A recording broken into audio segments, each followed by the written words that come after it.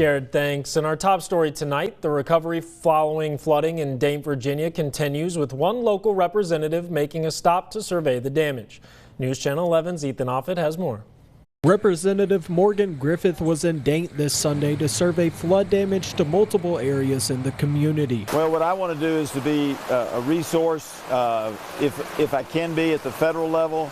So I want to look at the road damage, the housing damage, and overall just the damages in the community. One thing he saw was a truck that was stuck under a bridge that collapsed at the Dante post office. Over 30 agencies helped rescue people from the floods, including a woman from that truck. One agency was the Cleveland Life-Saving Crew. We made one rescue, and then while we was making that, they hollered and said that a lady was floating, and we sort of dropped what we were doing there and turned. I jumped in the water and we got her out.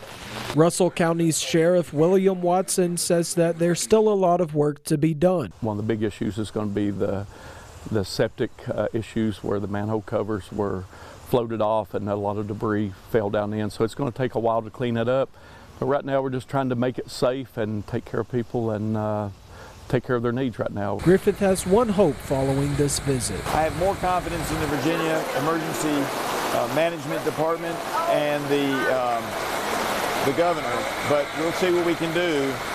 But it also will help shape policy as we're debating the future of FEMA. In Dante, Ethan Offit, News Channel 11.